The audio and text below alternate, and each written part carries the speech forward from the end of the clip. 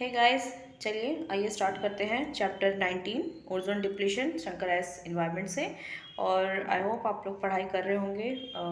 Notification भी निकल चुका है यूपीएससी का 2023 का, और डू और डाई बैच सर ने लॉन्च कर दिया है। आई होप आप लोग ज्वाइन कर लेंगे जिन्होंने ज्वाइन नहीं किया है। और प्लीज़ अब डट जाइए, लग जाइए प्रिपरेशन में, और बेल नोटिफिकेशन ज़रूर दबाइएगा ताकि आपको इन वीडियोस की नोटिफिकेशंस मिलती रहे। और वॉइस चैनल्स को ज़रूर सब्सक्राइब करिए अगर आपने नहीं सब्सक्राइब किया है तो, ठीक है। हम लोग नए नए कंटेंट डाले जा रहे हैं, तो आपसे बस यही रिक्वेस्ट है कि अगर आप इन कंटेंट का फ़ायदा उठाना चाहते हैं तो आप ज़रूर वॉइस चैनल्स को सब्सक्राइब करिए। ओके, तो स्टार्ट करते हैं। तो सबसे पहले जब हम बात कर रहे हैं ओजोन डिप्लीशन की, तो ओजोन होता क्या है, ठीक है। तो ये एक तरह का गैस है। ये गैस फॉर्म में अवेलेबल होता है, नेचुरल गैस होता है ये। ऑक्सीजन का ही एक उसी से रिलेटेड, ये ऑक्सीजन से रिलेटेड होता है, ठीक है। तो इसमें ऑक्सीजन के मॉलिक्यूल्स होते हैं, लेकिन इसमें ऑक्सीजन के 3 एटम्स होते हैं। यहाँ पे आप जैसे ऑक्सीजन कभी भी इसमें टू, या कलर चेंज कर लेते हैं एक मिनट। तो ऑक्सीजन O2 इस फॉर्म में डाइऑक्साइड के फॉर्म में मतलब दो एटम के फॉर्म में मोस्टली पाया जाता है। लेकिन जब वही ऑक्सीजन 3 एटम्स के फॉर्म में पाया जाता है तो उसे ओजोन कहते हैं। तो ओजोन की जो क्या कहते हैं फॉर्मूला है वो O3 है, ठीक है। तो केमिकल सिंबल जो यहाँ पे दिया हुआ है वो O3 है, और ये इस तरह से बॉन्ड होते हैं। तो O3 है, आपको याद रखना है, वो है ओजोन, और ये गैस है। लेकिन जब ये ओजोन ओजोन 2 टाइप के होते हैं, होता तो ओजोन सेम ही है, लेकिन अगर वो ट्रोपोस्फेयर में अवे है, राइट, जो ट्रोपोस्फेयर में अगर वो मिल पाया जाता है तो वो ख़राब होता है। वो स्मॉग ये सब में एक तरह से कंट्रीब्यूट करता है, जो कि ब्रीदिंग के लिए अच्छा नहीं है। वही ओजोन अगर स्ट्रेटोस्फेयर में मौजूद होता है तो वो अच्छा ओजोन बन जाता है, क्योंकि ये हमारी जो अल्ट्रावायलेट रेज है जो कि सूरज से आती है, सन से आती है, उससे हमें प्रोटेक्ट करता है, एक तरह से सनस्क्रीन का काम करता है, राइट। तो एक गुड ओजोन होता है, एक बैड ओजोन होता है। बैड ओजोन ट्रोपोस्फेयर में होता है, गुड ओजोन स्ट्रेटोस्फेयर में होता है। तो आपको ये लेयर्स पता होने चाहिए प्लीज़। हाँ, अब देखते हैं जो ये यूवी रेज आते हैं डायरेक्टली जो सन से आते हैं, वो क्या कर सकते हैं, वो एक्चुअली उनसे बचाने की हमें ज़रूरत है क्यों। ओजोन लेयर का इतना महत्व हो बन कैसे जाता है, तो वो बचाता है इसलिए क्योंकि जो ये यूवी रेज आते हैं वो क्या कर सकते हैं, हमारे डीएनए में म्यूटेशंस कर सकते हैं। हमारा जो जेनेटिक मटेरियल है, डीएनए है, उसे पूरी तरह से चेंज कर सकते हैं, उसे डैमेज कर सकते हैं, ठीक है। क्योंकि इनमें बहुत ज़्यादा पेनिट्रेटिंग पावर होती है। जैसे जब मैंने जब साइंस के लेक्चर्स लिए थे तो मैंने बताया था कि यूवी रेडिएशंस पेनिट्रेट करके वो क्या क्या तरह के डिसीज़ फॉर्म कर सकते हैं, राइट। तो आपको ये पता होना चाहिए अगर यूवी रेडिएशंस पेनिट्रेट कर गए तो वो किस तरह से डैमेज कर सकते हैं। सो ज़्यादा जो एक्सपोजर है मैमल्स का यूवी लाइट से, उससे उनकी इम्यूनिटी सिस्टम पे ख़राब इफेक्ट पड़ता है, राइट। और बॉडी उससे उस वजह से क्या होती है, जो बॉडी होती है उसकी बीमारियों से लड़ने की क्षमता है वो कम हो जाती है। ये आप पढ़ लीजिए, स्क्रीनशॉट ले लीजिए इसका। डू यू नो, क्योंकि चैप्टर काफ़ी लंबा है, राइट। तो फिर हम लोग इस पर टाइम ज़्यादा नहीं लगाएंगे। अब देखते हैं जो ओजोन लेयर होता है वो एक्चुअली बहुत इंपॉर्टेंट होता है, राइट। ये जैसे मैंने बताया था, उसकी जो केमिकल प्रॉपर्टीज़ ऐसी होती है कि वो यूवी लाइट को अब्जॉर्ब कर लेता है और एक तरह से सनस्क्रीन की तरह काम करता है, राइट, हमें प्रोटेक्शन देता है। और वही ओजोन अगर लोअर एल्टीट्यूड्स में मिलता है तो उसे क्या करता है, जो यूवी लाइट है जो उसे तोड़ देता है, एक तरह से उसी ओजोन को वो तोड़ देता है, ठीक है। और उस यूवी लाइट को तोड़ देता है, और मोस्ट ऑफ द ये जो यूवी लाइट होता है उसे अर्थ की पूरी सर्फेसिस तक जाने नहीं देता। तो ये इसका कंट्रीब्यूशन है ओजोन लेयर का। ओजोन लेयर इसलिए बहुत इंपॉर्टेंट है। और ये क्या कहता है, जो म्यूटेशंस होने, जैसे मैंने बताया था, म्यूटेशन जो हो सकते हैं यूवी रेज की वजह से, वो म्यूटेशन को रोक देता है। इवन ये प्लांट्स के लिए भी जो यूवी रेज है बहुत घातक होते हैं, तो उन्हें भी बचाता है, प्लांट्स को भी बचाता है, एनिमल्स को भी बचाता है। और यूवी रेज से स्किन कैंसर भी हो सकता है, और ये एनिमल्स और प्लांट्स दोनों के लिए काफ़ी घातक सिद्ध होता है। और जो लाइफ है विदाउट ओजोन लेयर के हम इमेजिन नहीं कर सकते। हमारी लाइफ बहुत ज़्यादा ख़राब हो जाएगी। मतलब हमारे अगर पूरा का पूरा यूवी रेज पूरी तरह से अगर अर्थ के सरफेस पे पहुंच गए तो एक तरह से बहुत ज़्यादा खतरनाक होगा। तो इसलिए ओजोन लेयर का काफ़ी ज़्यादा महत्व है। यहाँ पे अब तक आपको समझ में आ गया कि ओजोन लेयर क्या है, ओजोन लेयर क्या है और उसकी इंपॉर्टेंस क्या है, राइट। हमें यूवी रे से बचाने के लिए एक तरह से सनस्क्रीन का काम करेगा। अब हम देखते हैं ओजोन डिप्लीशन, जो कि इस चैप्टर का मेन थीम है। तो इसमें क्या होता है, ओजोन अब डिप्लीट हो रहा है। डिप्लीट मतलब एक तरह से विलुप्त होता जा रहा है। कैसे विलुप्त हो रहा है ये देखते हैं। तो चेंज इन इक्विलिब्रियम, तो यहाँ पे इक्विलिब्रियम की एक तरह से बात की, जो बैलेंस होता था वो उसकी बात किया। अब उस इक्विलिब्रियम में कुछ चेंजेस आ रहे हैं। किस तरह से आ रहे हैं, तो जो equilibrium between formation and destruction of ozone, तो ओजोन क्या है, बनता रहता है और साथ में बिगड़ता भी रहता है। डिस्ट्रक्शन, वो बीच बीच में वो एक तरह से डिस्ट्रॉय भी होता रहता है। किन फैक्टर्स की वजह से डिस्ट्रॉय होता है वो हम आगे पढ़ेंगे काफ़ी इलेबोरेटली, मतलब काफ़ी अच्छी तरह से डिटेल में पढ़ेंगे, ठीक है। तो ये जो इक्विलिब्रियम पहले हुआ करता था, जो फॉर्मेशन का और उसके डिस्ट्रक्शन का, वो एक तरह से बैलेंस होता था। अब जाके कुछ एटमॉस्फेयर में कुछ इस तरह के पदार्थ, तो इस तरह के तत्व आ गए जिस वजह से ये जो इक्विलिब्रियम है फॉर्मेशन का और डिस्ट्रक्शन का, ये दोनों एक तरह से बिगड़ चुके हैं, ठीक है। तो फिर जिस रेट में, जिस गति में ये जो ओजोन डिस्ट्रॉय हो रहा है, उतनी गति से ओजोन अब नहीं बन रहा है। तो ये है चेंज इन इक्विलिब्रियम। तो उससे क्या हो रहा है, जो सिग्निफिकेंट डिक्रीज हो रहा है, जो ये कॉन्सेंट्रेशन है ओजोन का उस ओजोन लेयर में, वो काफ़ी कम होता जा रहा है, क्योंकि ओजोन चली तो जा रही है लेकिन उतनी ही उसी मात्रा में बन नहीं रही है। तो इस वजह से जो ये ओजोन लेयर है वो उसमें जो कॉन्सेंट्रेशन है ओजोन की कम हो रही है, उसी को ओजोन डिप्लीशन कहा जाता है। तो आप इसे इन टर्म्स के लिए टर्म्स को लेकर काफ़ी क्लियर हो जाइए। तो जो एंटार्क्टिका है, उसकी जो एटमॉस्फेयर है वहाँ पे अब तक लगभग 50% जो ओजोन है वो पूरी तरह से जो पहले हुआ करती थी उसकी अब 50% रह गई है। ये काफ़ी ज़्यादा चिंता की बात है, राइट। अब हम देखते हैं सोर्सेस, कौन कौन से ऐसे फैक्टर्स है जिसकी वजह से जो ओजोन है वो डिप्लीट होती जा रही है, ओजोन का कॉन्सेंट्रेशन कम होता जा रहा है। तो पहला है, मेन है, और वो है CFCs, जिसे कहते हैं क्लोरोफ्लोरोकार्बन्स। सो क्लोरोफ्लोरोकार्बन्स बने होते हैं क्लोरीन के, फ्लोरीन और कार्बन। तो नाम से आपको पता चला क्लोरोफ्लोरोकार्बन्स, राइट। और ये यूज़ कहाँ होते हैं, सबसे मेन जो है वो है रेफ्रिजरेंट्स, मतलब जो ये हम रेफ्रिजरेटर्स यूज़ करते हैं, फ्रिज यूज़ करते हैं, उसमें मेनली सबसे ज़्यादा पाया जाता है। उसके बाद फिर जो हम स्प्रे ये सब लगाते हैं, जैसे हम डिओड्रेंट्स लगाते हैं, परफ्यूम्स लगाते हैं, तो ये एक तरह से एरोजोल स्प्रे होते हैं। एरोजोल काफ़ी छोटे छोटे जो आप इमेजिन करिए परफ्यूम बॉटल को, या फिर आप एक इमेजिन करिए डिओड्रेंट बॉटल को, तो उसमें किस तरह से स्प्रे होता है, तो वो ही काफ़ी बड़ा कारण होते हैं ओजोन डिप्लीशन के।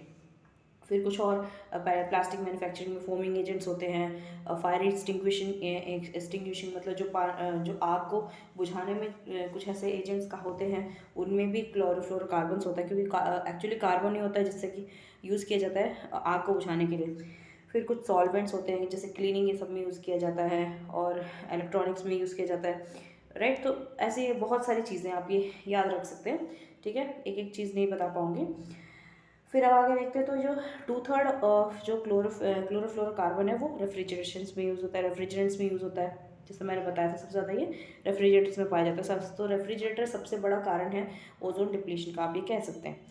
और जो 1/3 है, जो 2/3 जो भाग है वो रेफ्रिजरेटर्स का, और 1/3 भाग है वो जो ब्लोइंग एजेंट्स होते हैं, जो फोम मतलब ऐसे इस तरह से झाग निकलता है, उस तरह के जो प्रोडक्ट्स बनते हैं, फोम इंसुलेशन प्रोडक्ट्स, उनमें पाए जाते हैं, राइट, 1/3 पार्ट। अब इन्हें यूज़ क्यों किया जाता है, तो देखिए बहुत इनका जो जो CFCs है, क्लोरोफ्लोरोकार्बन्स, इनका बहुत ऑब्वियसली वाइड एप्लीकेशन होगा। मतलब ये काफ़ी जगह इस्तेमाल किया, जैसे प्लास्टिक को क्यों यूज़ किया जाता है, क्योंकि ये काफ़ी वर्सटाइल होता है, लेकिन ये काफ़ी पोल्यूशन कॉज करता है, बट हम आज भी यूज़ करते हैं।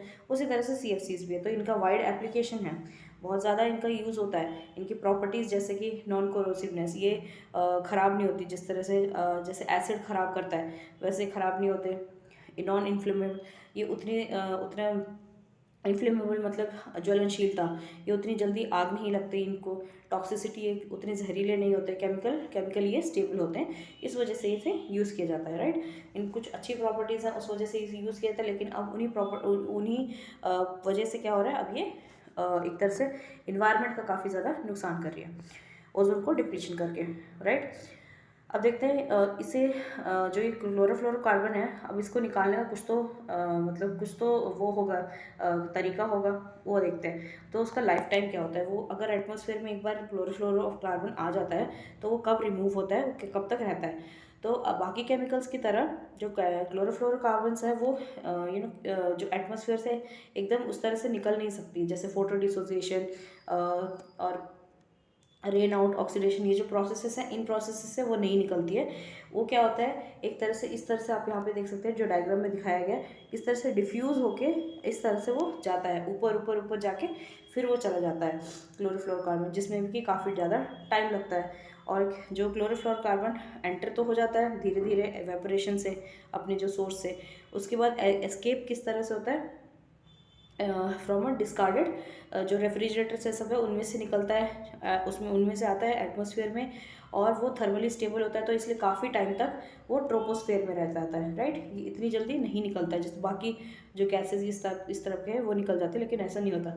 और जब ये स्ट्रेटोस्फेयर में होता है ये यूवी रेडिएशन से एक्सपोज हो जाता है, तो उसके बाद फिर क्या होता है, जो क्लोरोफ्लोरोकार्बन के जो मॉलिक्यूल्स है वो यूवी रेडिएशन से एक्सपोज हो जाते हैं, और वो ब्रेकअप मतलब ब्रेक हो जाते हैं, टूट जाते हैं, और वो फ्री क्लोरीन एटम्स बन जाते हैं। क्लोरोफ्लोरोकार्बन, तो उसमें जो कार्बन है वो फ्री हो जाता है, राइट। और क्योंकि ऑलरेडी जब ये क्लोरोफ्लोरोकार्बन फॉर्म में होता है, सीएफसी में होता है, तो जो क्लोरीन होता है इसमें वो एक तरह से मॉलिक्यूलर फॉर्म में बंधा होता है, मॉलिक्यूल्स के साथ बंधा होता है। लेकिन यूवी रेडिएशन से जब वो एक्सपोज हो जाता है, जब वो उस पर यूवी रेडिएशन पड़ती है, तो ये जो क्लोरोफ्लोरोकार्बन में से क्लोरीन होता है वो एक तरह से फ्री हो जाता है। अब जब ये फ्री क्लोरीन हो जाता है, क्लोरीन का जो एटम जो होता है फ्री हो जाता है, तो फिर वो क्या करता है, जाके ओजोन मॉलिक्यूल है उससे उसके साथ रिएक्ट करता है, रिएक्ट कर कर ये क्लोरो मोनोऑक्साइड बनाता है, क्लोरीन मोनोऑक्साइड ClO, राइट। ये जो सिंगल एटम है ऑक्सीजन का और क्लोरीन, राइट। तो फिर क्लोरीन मोनोऑक्साइड बनता है। आगे जाके जो क्लोरीन मोनोऑक्साइड है वो फर्दर जो ऑक्सीजन के एटम्स हैं उनसे कंबाइन हो करता है, उनसे मिक्स होता है, और फिर बाद में रिएक्शन, फिर क्या रिएक्शन बनता है, और भी ज़्यादा ऑक्सीजन मॉलिक्यूल्स बनते हैं, और उसके बाद फिर क्या होता है, जो क्लोरीन एटम है वो और फ्री होने लग जाता है, जो यहाँ पे आप देख सकते हैं जो मैं समझा रही हूँ। तो यहाँ पे क्लियरली समझाया गया, देखिए पहले फ्री क्लोरीन बन जाता है, यूवी रेडिएशन हुआ, जो क्लोरो CFC हो गया उस पर यूवी रेडिएशन आए, रेडिएशन के बाद क्लोरीन फ्री हो गया हमारा, फ्लोरीन फ्री होकर क्लोरीन मोनोऑक्साइड बना है क्योंकि वो ऑक्सीजन से कंबाइन हो गया। अब ये ऑक्सीजन क्लोरीन मोनोऑक्साइड जो ClO बन गया, वो उसने फिर से और ऑक्सीजन के साथ कंबाइन होना शुरू कर दिया, और लेकिन फिर बाद में फिर वो क्या बोलते हैं, फ्री क्लोरीन एटम बन गया।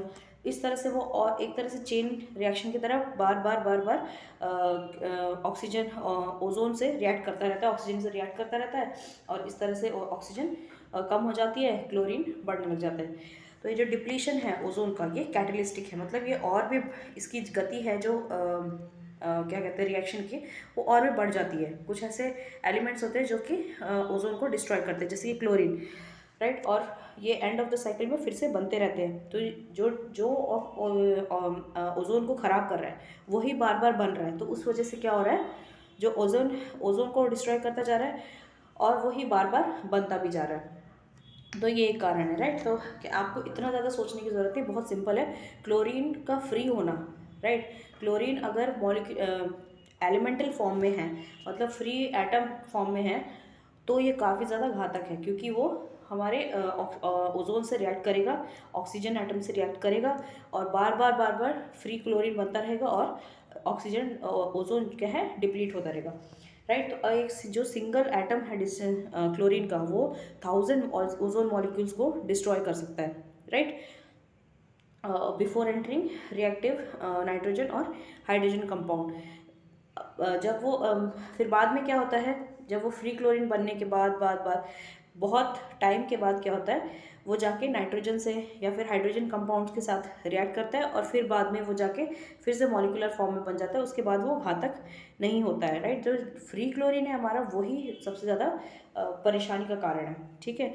लेकिन जब तक वो इस तरह से रिजर्वायर में बन जाए, राइट, क्लोरीन का रिजर्वायर बन जाए, तब तक वो काफ़ी ज़्यादा थाउजेंड्स ऑफ ओजोन मॉलिक्यूल्स को डिस्ट्रॉय कर चुका होता है, एक सिंगल आप कह सकते हैं क्लोरीन मॉलिक्यूल, राइट। अब CFCs के कुछ सब्स्टिट्यूट्स होने चाहिए, क्योंकि अब CFCs की वजह से हमारे पास क्लोरीन पहुंच रहा है, तो CFCs के लिए कुछ सब्स्टिट्यूट्स होने चाहिए, राइट। तो किस तरह उनका मतलब कैरेक्टरिस्टिक, उनकी क्या विशेषताएं होनी चाहिए, तो यहाँ पे लिखा गया है जैसे कि वो सेफ़ होने चाहिए, लो कॉस्ट में होने चाहिए, और एनर्जी एफिशिएंट होने चाहिए, राइट। और टेक्नोलॉजी उनमें अच्छी CFC को रिप्लेस करने की टेक्नोलॉजी होनी चाहिए, इफेक्टिव रेफ्रिजरेंट्स होने चाहिए, क्योंकि रेफ्रिजरेशन में काफ़ी यूज़ होते हैं।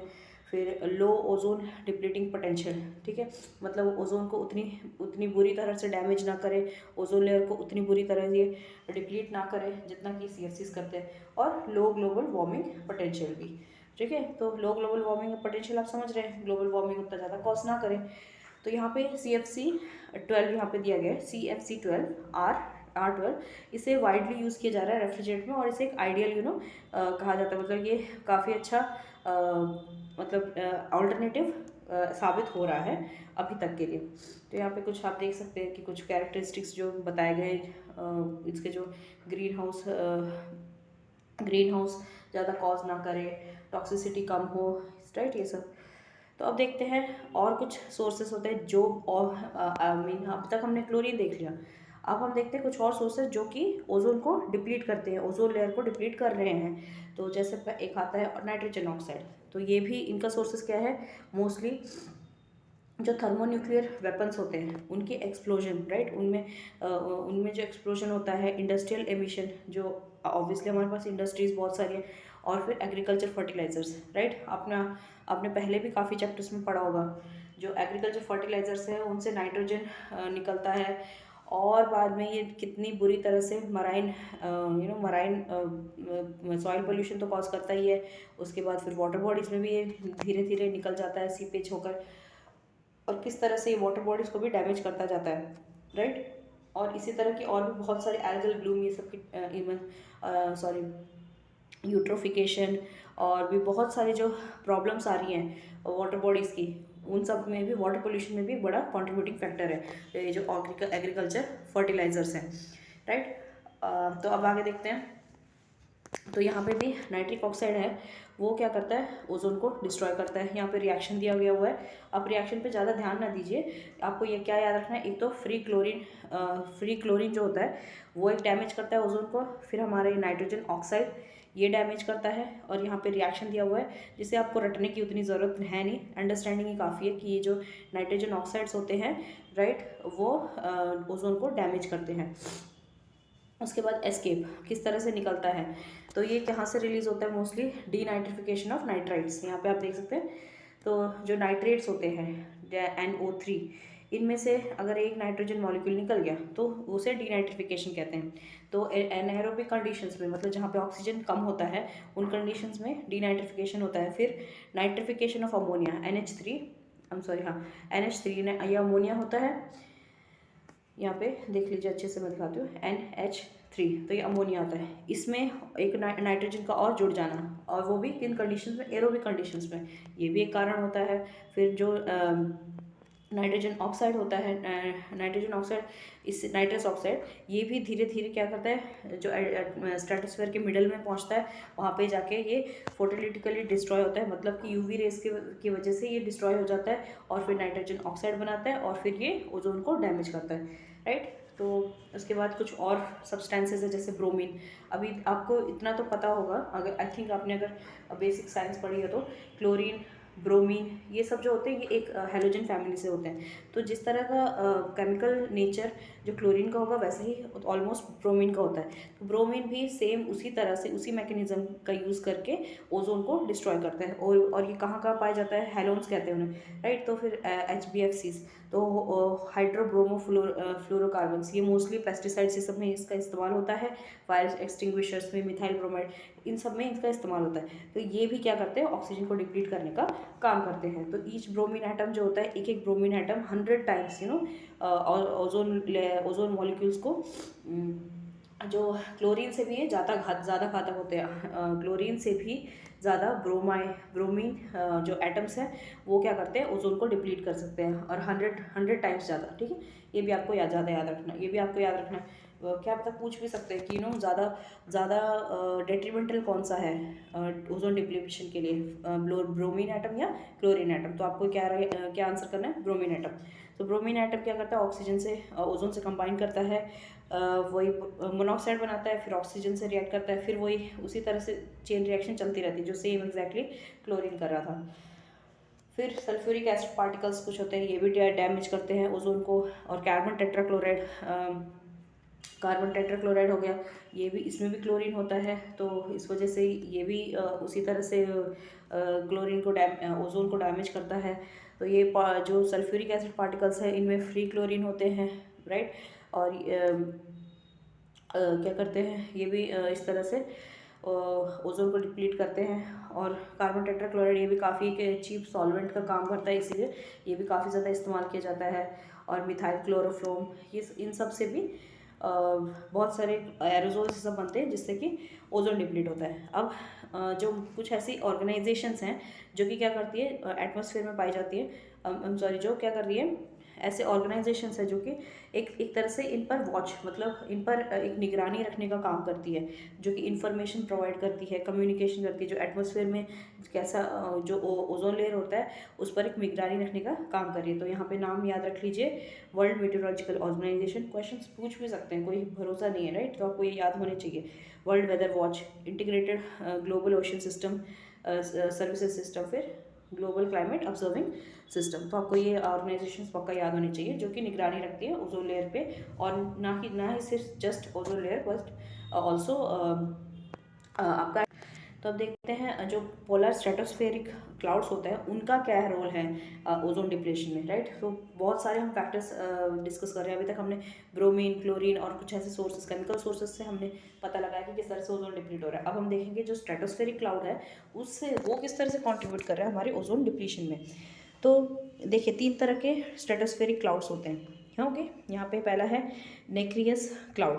तो इनका यहाँ पे लेंथ दिया गया 10 से लेकर 100 किलोमीटर की लेंथ में होते हैं, और ये इनकी जो थिकनेस होती है वो काफ़ी मोटे होते हैं, काफ़ी ज़्यादा किलोमीटर्स तक मोटे होते हैं। इन्हें मदर ऑफ पर्ल्स का क्लाउड्स कहा जाता है, ठीक है। तो ये क्वेश्चंस भी पूछ सकते हैं, काफ़ी इंपॉर्टेंट है, और आपको समझ में भी नहीं आएगा कि ये ज्योग्राफी से पूछा है, इन्वायरमेंट से पूछा है, कहाँ से पूछा है। तो ये मदर ऑफ पर्ल्स क्लाउड कहते हैं क्योंकि उनके जो ग्लो होता है वो इरिडिसेंस, मतलब जैसे रंग बिरंगे तरह के होते हैं। जैसे आपने कभी सीडी डिस्क देखा होगा, वो किस तरह से पीछे की तरफ किस तरह से चमकता है, राइट, अलग अलग कलर्स में, उस तरह के सतरंगी टाइप के कलर्स होते हैं। तो उस तरह का ग्लो होता है इसका, इन क्लाउड्स का। दूसरे तरह के क्लाउड्स होते हैं जो कि जिनमें नाइट्रिक ऑक्साइड होता है, जिनमें प्योर वाटर नहीं होता, नाइट्रिक ऑक्साइड होता है। तो इस तरह के भी क्लाउड्स होते हैं। और तीसरे टाइप के क्लाउड्स होते हैं जिनका केमिकल कॉम्पोजिशन सेम जो नेक्रियस क्लाउड्स है उसी की तरह सेम होता है, राइट। बट उनका जो फॉर्मेशन है वो काफ़ी स्लोअर रेट में होता है, और उनमें ये जो इरिडिसेंस है, जो रंग बिरंगापन है, वो नहीं होता, राइट। ये 3 तरह के क्लाउड्स आपको याद रखने जो कि कंट्रीब्यूट करते हैं हमारे ओजोन लेयर डिप्लीशन में। तो क्लोरीन जो इनसे रिलीज होता है, राइट, सीएफसी के ब्रेकडाउन से रिलीज होता है, वो प्योर क्लोरीन में पहले फॉर्म बनता है, वो कार्बन क्लोरीन मोनोऑक्साइड में फॉर्म होता है, और ये दो मिलके क्या करते हैं, मिलके क्लोरीन नाइट्रेट और HCl बनाते हैं, राइट। यहाँ पे आप देख सकते हैं कि जो केमिकल रिएक्शन है। फिर ये जो स्टेबल कंपाउंड होता है HCl, जैसे हाइड्रोक्लोरिक एसिड, और यहाँ पे क्या दिया हुआ था, chlorine nitrate, right, chlorine nitrate, ये क्या होता है, ये क्लोरीन के रेजर्वोयर बन जाते हैं। और उस फिर क्या होता है, for chlorine to take part in and therefore for chlorine to take part in reaction of any sort it has to be freed.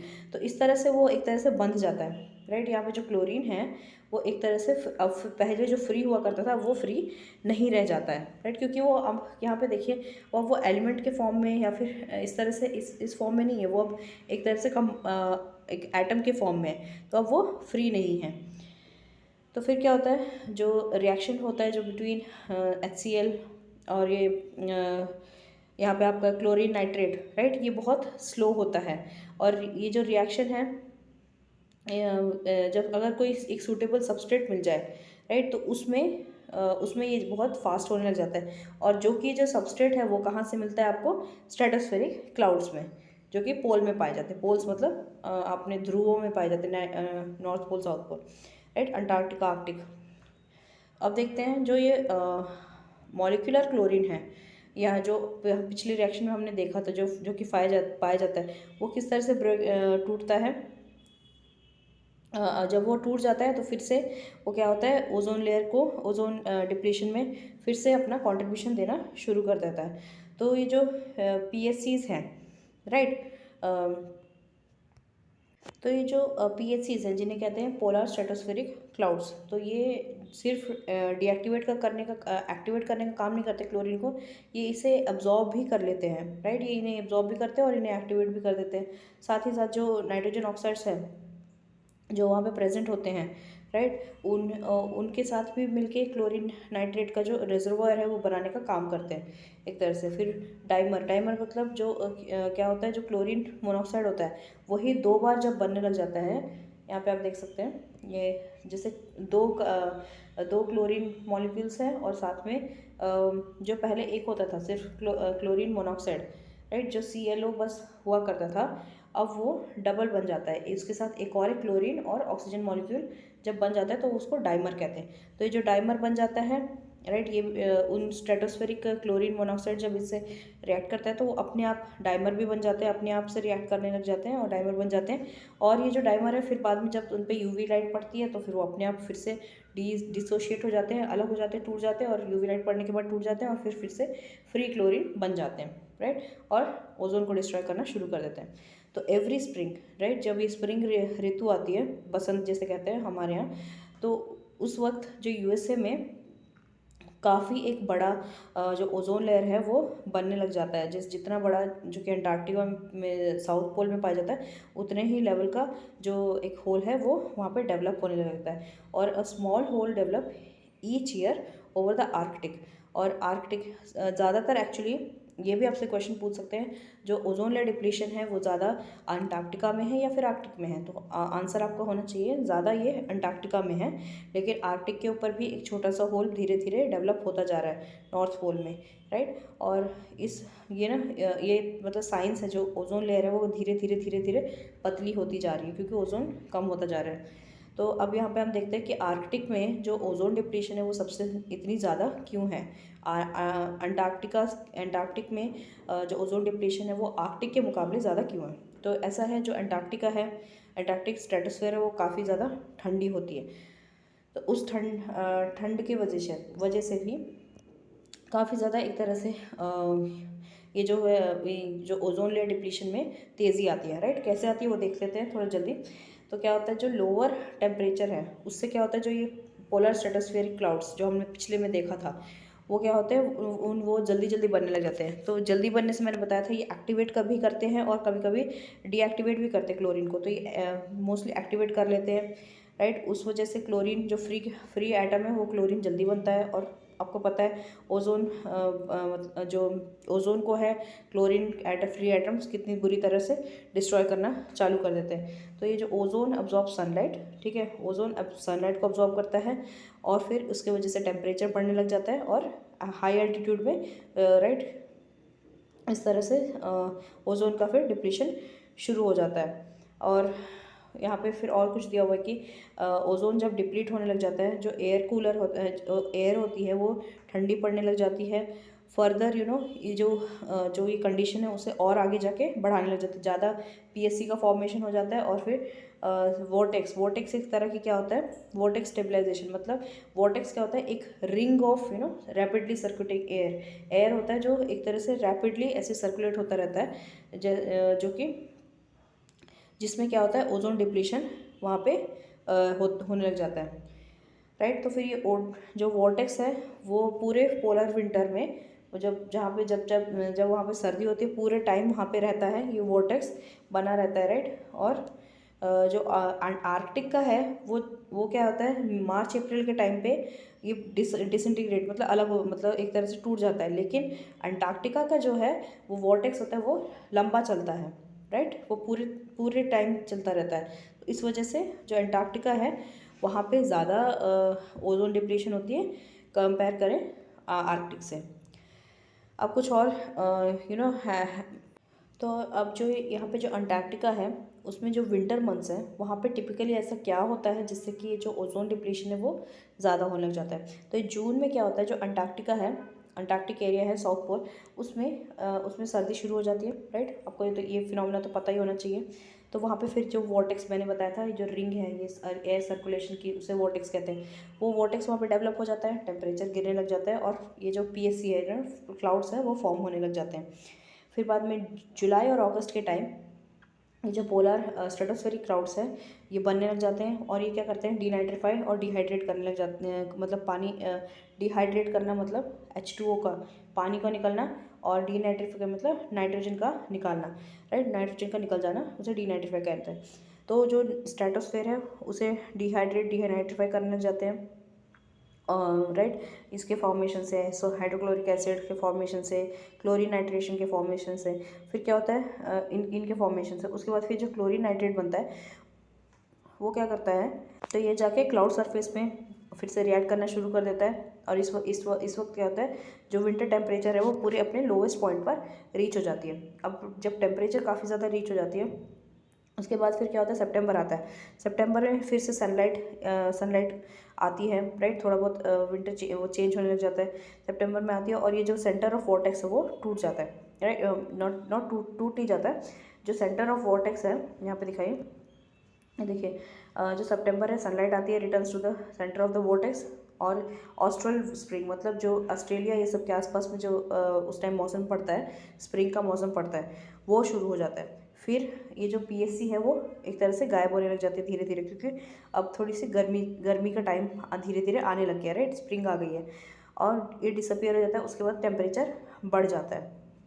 फिर क्या होता है, ये जो हमारा क्लोरीन मोनोक्साइड, क्लोरीन और क्लोरीन मोनोक्साइड, ब्रोमीन ऑक्साइड, ये जो कैटलिस्ट होते हैं, राइट, ये क्या करते हैं, ओजोन को डिस्ट्रॉय करते हैं। और अक्टूबर के वक्त क्या होता है, ये जो ओजोन का जो लेवल होता है वो सबसे लोवेस्ट लेवल पर पहुंच जाता है, साल भर के सबसे लोवेस्ट लेवल पे जो ओजोन होता है वो अक्टूबर में पहुंच जाता है। फिर नवंबर में ये जो पोलर वॉर्टेक्स है वो ब्रेक डाउन हो जाता है।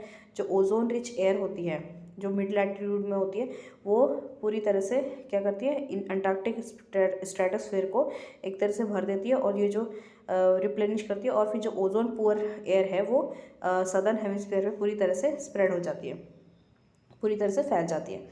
अब आता है आर्कटिक ओजोन डिप्लीशन, ठीक है, अब तक हमने अंटार्कटिक पढ़ा, अब हम आर्कटिक एरिया का पढ़ेंगे। ऐसा नहीं कि वहाँ पे प्रॉब्लम नहीं है, वहाँ पे भी प्रॉब्लम है, कुछ हद तक बेटर है अंटार्कटिका से। तो जो ओजोन डिप्लीशन है वो धीरे धीरे बढ़ता जा रहा है, आर्कटिक में भी काफ़ी ज़्यादा बढ़ रहा है। आर्कटिक डिप्लीशन जो हो रहा है which swept across Britain in March 96 was the greatest, मतलब जो आर्कटिक ओजोन का जो डिप्लीशन था 96 मार्च में जो ब्रिटेन के ऊपर था वो काफ़ी ज़्यादा था, राइट, काफ़ी ज़्यादा देखा गया था नॉर्दर्न हेमिस्फीयर में। और ये जो ओवर द नॉर्दर्न हेमिस्फीयर में ये जो ओजोन डिप्लीशन हो रहा है ये धीरे धीरे 92 की विंटर से देखा जा रहा है कि ये बढ़ता ही जा रहा है। और इसका मेन कॉज क्या है, जो कोल्ड टेम्परेचर है उसका इंक्रीज़ होना। जो आर्कटिक स्ट्रेटोस्फीयर में है, स्ट्रेटोस्फीयर में वहाँ पे भी जो पोलर स्ट्रेटोस्फेरिक क्लाउड्स है वो बढ़ते जा रहे हैं इसी विंटर की वजह से, कोल्ड टेम्परेचर की वजह से, और उस वजह से भी ओजोन लेयर क्या है, डिप्लीट होती जा रही है आर्कटिक एरिया में भी। अब ओजोन को किस तरह से मेजर किया जाता है, तो फिर यहाँ पे कुछ इंस्ट्रूमेंट हैं, राइट, अलग अलग टेक्निक से अलग अलग तरह के इंस्ट्रूमेंट्स हैं। उनमें से एक है जैसे डॉप्सन स्पेक्ट्रोफोटोमीटर, और फिर फिल्टर ओजोनोमीटर कॉल्ड M83, और ये जो और एक और टेक्निक है total ozone mapping spectrometer Tom's, वो जो निम्बस 7 सैटेलाइट में है, राइट। तो ये कुछ इस तरह से मेजर किया जाता है। और एक और टेक्निक है जिसका नाम है मोस्ट कॉमनली जो यूज़ किया जाता है total ozone abundance, right, Dobson unit में इसे मेजर किया जाता है, राइट। मेजर किस तरह से किस यूनिट में किया जाता है, डॉप्सन यूनिट में इसे मेजर किया जाता है। किसके नाम पे रखा गया था, गॉर्डन डॉप्सन के नाम पे इसे रखा गया था। इससे क्या है, उसकी जो ओजोन कॉलम की थिकनेस को मेजर किया जाता है, राइट, कुछ मिली सेंटीमीटर्स में एट STP, मतलब STP का मतलब standard temperature and pressure. So STP में एक डॉप्सन यूनिट कितने मतलब मॉलिक्यूल्स पर स्क्वायर मीटर के बराबर होता है, 2.69 इंटू 10⁻⁻1020 मॉलिक्यूल्स, ठीक है। अब आगे देखते हैं जो इन्वायरमेंटल इफेक्ट। अब हमने ये देख लिया कि ओजोन डिप्लीशन होता है, ओजोन क्या है और किस तरह से डिप्लीट हो रहा है, क्या क्या चीज़ें कंट्रीब्यूट कर रही है, और कहाँ कहाँ अंटार्कटिका में और आर्कटिक में डिप्लीट हो रहा है, किस तरह से हो रहा है हम देख रहे हैं। अब हम देखते हैं इसके इन्वायरमेंट पे बुरे असर क्या पड़ते हैं, ऐसे इफेक्ट क्या पड़ रहा है जिसकी वजह से हम इसे डिस्कस कर रहे हैं। तो ये जो डिक्रीज़ होता है, right, quantity of total column ozone, उस वजह से UVB जो रेडिएशन है वो काफ़ी ज़्यादा एक तरह से अर्थ के सरफेस पे पहुंचती जा रही है। रेडिएशन काफ़ी ज़्यादा पर अर्थ में पहुंच रही है, और इस वजह से क्या हो रहा है, ज़्यादा सनलाइट पहुंच रही है अर्थ के, उसमें से भी यूवी भी सबसे ज़्यादा घातक होता है, राइट। इसका यहाँ पे नैनोमीटर भी दिया हुआ है, कितने नैनोमीटर का है। तो उस वजह से क्या होता है, जो ह्यूमन हेल्थ में, जैसे मैंने शुरू में एक्सप्लेन किया था, ह्यूमन हेल्थ में जेनेटिक डिसऑर्डर्स और इम्यूनिटी, इन सब पे, इंसानों के ही नहीं प्लांट्स के भी इम्यूनिटी पे ये सब काफ़ी ज़्यादा बुरा असर पड़ता है। Micro organism, materials, even air quality पे भी काफ़ी बुरा असर डालती है ओजोन डिप्लीशन। और ह्यूमन और एनिमल हेल्थ में भी देखिए, ज़्यादातर जो आँखों की बीमारी, आँखों से रिलेटेड बीमारी, स्किन रिलेटेड बीमारी, कैंसर हो गया, और भी इस तरह की इन्फेक्शस कुछ डिसीजेज होते हैं, मतलब इस तरह की जो बीमारियाँ फैलने में, इस तरह की बीमारी होती है, वो भी धीरे धीरे बढ़ती जा रही है इसी यूवी रेडिएशन की वजह से। क्योंकि ओजोन जो उसे बचाता था, यहाँ पे आने से रोकता था, वही अब धीरे धीरे ख़त्म होता जा रहा है, मतलब विलुप्त होता जा रहा है। फिर जो यूवी डैमेज क्या करता है, कॉर्निया जो आँखों का जो आगे का पार्ट होता है उसे कॉर्निया कहा जाता है। कॉर्निया को ये क्या है, डैमेज कर देता है। उसके साथ ही आँखों के में जो लेंस पाए जाते हैं, लेंस जो लगी होती है उसे भी डिस्ट्रॉय कर देता है। तो आप देख सकते हैं उनके आई डिसीजेस में कितनी ज़्यादा बढ़ोतरी होती है। फिर यूवी एक्सपोजर की वजह से इम्यून रिस्पॉन्स और स्किन कैंसर से भी काफ़ी ज़्यादा बढ़ जाते हैं, और ये काफ़ी इन्फेक्शियस धीरे धीरे होते जा रहे हैं। फिर यूवी बी जो है वो की रिस्क फैक्टर, जो एक तरह का कैंसर होता है, skin cancer, non melanoma skin cancer, right. इस तरह की स्किन कैंसर में भी ये काफ़ी ज़्यादा इम्पॉर्टेंट मतलब रोल प्ले करता है। तो इस तरह से कि कैंसर्स, स्किन से रिलेटेड बीमारियाँ, स्किन कैंसर बढ़ना, आई से रिलेटेड बीमारियाँ, ये सब बढ़ती जा रही हैं। अब टेरेस्ट्रियल प्लांट्स पे किस तरह का असर डाल रहा है, तो जो साइकोलॉजिकल और डेवलपमेंटल प्रोसेस जो प्लांट है वो काफ़ी बुरी तरह से यूवीबी से, रेडिएशन से क्या होते हैं, वो अफेक्ट हो रहे हैं। एग्रीकल्चर में भी यूवीबी का जो एग्रीकल्चर में भी यूवीबी टॉलरेंट कल्टीवेटर्स हो रहे हैं, राइट। उनकी भी अब काफ़ी ज़्यादा ज़रूरत बढ़ती जा रही है। फिर फॉरेस्ट और ग्रासलैंड्स में भी so result in the change of, तो एक तरह से बहुत ज़्यादा बुरा असर डाल रहा है फॉरेस्ट में, जंगलों में, ग्रासलैंड्स में। वहाँ पे जो स्पीसीज़ है उनकी कंपोजिशन धीरे धीरे चेंज होती है, क्योंकि डीएनए लेवल तक जाके ये डैमेज करता है। तो ऑब्वियसली उनकी जो कंपोजिशन है उसमें चेंज होगा। बायोडाइवर्सिटी पे इस पर बायोडाइवर्सिटी पर इसका काफ़ी बुरा असर पड़ रहा है। उसी तरह से जो बायोमास एलोकेशन है, प्लांट की जो डेवलपमेंट की टाइमिंग है, उसके फेजेस है, मेटाबॉलिज्म है, इन सब पर भी बहुत ज़्यादा बुरा असर पड़ रहा है, डैमेजिंग इफेक्ट पड़ रहा है, राइट। तो यहाँ पे आप देख सकते हैं जो यूवी बी इंड्यूस्ड चेंजेस जो प्लांट्स में आप यहाँ पे देख पा रहे हैं, राइट, इन डायग्राम्स की मदद से। तो इस तरह से उस पर बुरा असर पड़ रहा है एक्वेटिक इकोसिस्टम में, राइट। अब तक हमने ह्यूमंस पे, टेरेस्ट्रियल प्लांट्स में देख लिया, जंगल में देख लिया, फॉरेस्ट में देख लिया। तो ये क्या हो रहा है, जो फाइटोप्लैंक्टन होते हैं उनकी जो चलने की क्षमता है, मोटिलिटी, उस पर ये बुरा असर पड़ रहा है, राइट। उनके जो ओरिएंटेशन मैकेनिज्म्स होते हैं, जिससे वो चलते हैं, ये सब मतलब हिल डुल पाते हैं, उस पर बुरा असर डाल रहा है। उनकी सर्वाइवल के जो की गति है वो धीरे धीरे काफ़ी ज़्यादा कम होती जा रही है, रिड्यूस होती जा रही है यूवीबी रेडिएशन की वजह से। और एक जो डेवलपमेंटल स्टेज हो सकते हैं, जैसे फिश हो गए, श्रिम्प्स, मतलब जो ये एक्वेटिक एनिमल्स होते हैं, उनके डेवलपमेंट में, अर्ली डेवलपमेंट में भी काफ़ी ज़्यादा बाधाएं क्रिएट कर रही है, बहुत ज़्यादा डैमेज कर रही है। और मोस्ट सिग्निफिकेंट सिवियर जो इफ़ेक्ट्स होते हैं वो रिप्रोडक्टिव कैपेसिटी, जो लार्वा होते हैं, मतलब जो इस तरह के एनिमल्स होते हैं, एक्वेटिक एनिमल्स होते हैं, उनके जो लार्वा होते हैं, मतलब जो ऐसे अंडे इस सब टाइप के होते हैं, जो कि पूरी तरह से डेवलप नहीं हुए हैं, उन पर ये काफ़ी ज़्यादा बुरा असर डालता है, राइट। तो आप ये देख सकते हैं कुछ जो यूवीबी रेडिएशंस जो आ जाते हैं उस वजह से एक्वेटिक प्लांट्स में, जू प्लैंक्टन्स हो गए, हमारे फाइटोप्लैंक्टन्स हो गए, और छोटे छोटे जो बैक्टीरियाज हो गए, उन पर किस तरह से बुरा असर पड़ता है उनके एक्सपोजर से।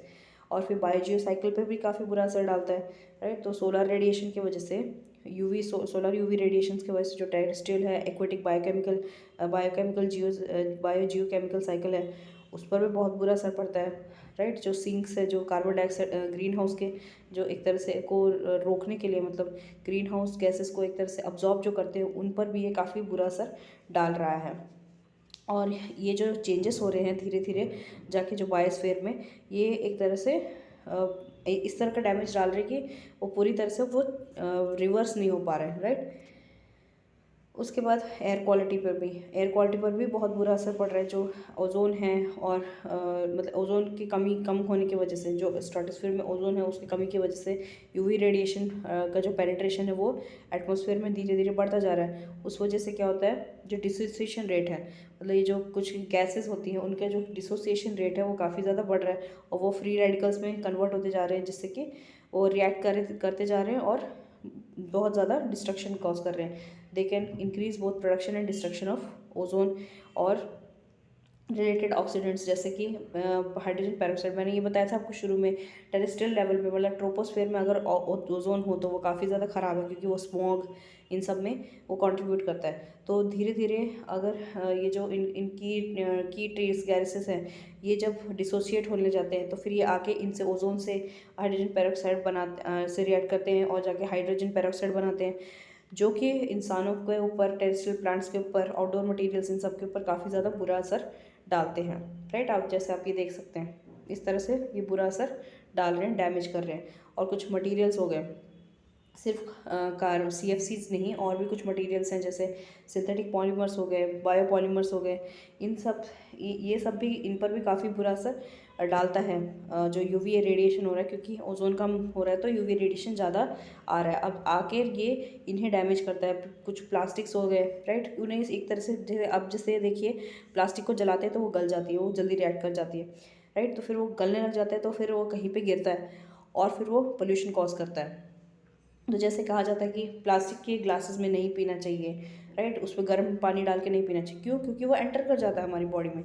उसी तरह से अगर प्लास्टिक क्या है कि लाइट के साथ कांटेक्ट में आएगा, UV लाइट के कांटेक्ट में आएगा, तो फिर वो एक तरह से इस फॉर्म में जाएगा कि वो इंसानों को डैमेज कर सकता है, राइट। तो increase in solar UV content, right, क्योंकि ओजोन की डिप्लीशन की वजह से जो फोटो डिग्रेडेशन है इन मटेरियल्स का, वो काफ़ी ज़्यादा बढ़ जाता है, राइट। तो आई होप आपको ये समझ में आया होगा।